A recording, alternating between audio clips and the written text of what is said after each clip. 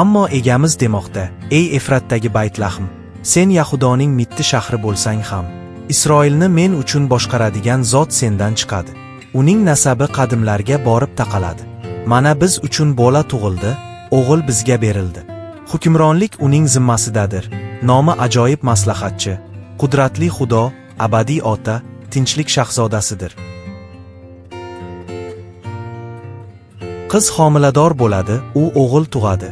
Uning ismini Immanuel deb qo'yishadi. Immanuel Xudo biz bilan deganidir. Yusuf ham Jaliladagi Nosira shahridan Yahudiyaning Baytlahm shahriga yo'l oldi. Bu shahar Dovud shahri edi.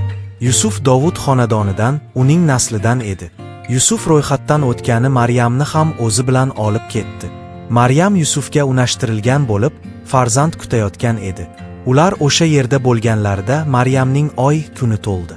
U o'zining to'ng'ich o'g'lini tug'di. Uni yo'rgaklab oxurga yotqizib qo'ydi, chunki mehmonxonada ularga joy yo'q edi. Iso shoh Hirodning hukmronligi davrida Yahudiyadagi Baytlahm shahrida tug'ilgan edi. Oradan ko'p o'tmay sharqdan Quddusga munajjimlar kelishdi. Baytlahm yaqinida cho'ponlar bor edi. Ular tunda yaylovdagi suruvini qo'riqlash uchun dalada yotib qolgan edilar. Ammo farishta ularga shunday dedi: "Qo'rqmanglar, men sizlarga xushxabar olib keldim. Bu xabar hammaga buyuk quvonch keltiradi. Bugun Dovud shahrida sizlar uchun najotkor tug'ildi. U Masihdir, bizning Rabbimizdir."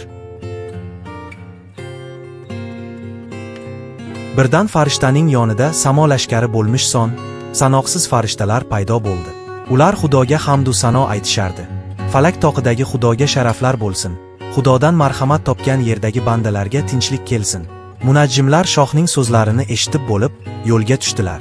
Ularga oldin ko'ringan yulduz yana paydo bo'ldi. Munajjimlar rosa xursand bo'ldilar. Yulduz ularga yo'l ko'rsatib bordi va nihoyat bola yotgan joy tepasiga kelib to'xtadi. Munajjimlar uyga kirib, bolani va uning onasi Maryamni ko'rdilar. Tiz cho'kib, bolaga ta'zim qildilar. So'ng xazinalar solingan qutchalarini ochib, unga oltin, xushbo'y tutatqilar va mirrani tortiq qildilar. Kalom inson bo'ldi, oramizda yashadi. U inoyat va haqiqatga to'lgandi. Biz esa uning ulug'vorligini ko'rdik. Ammo uni qabul qilganlarning hammasiga, unga iymon keltirganlarga, u Xudoning farzandi bo'lish huquqini berdi.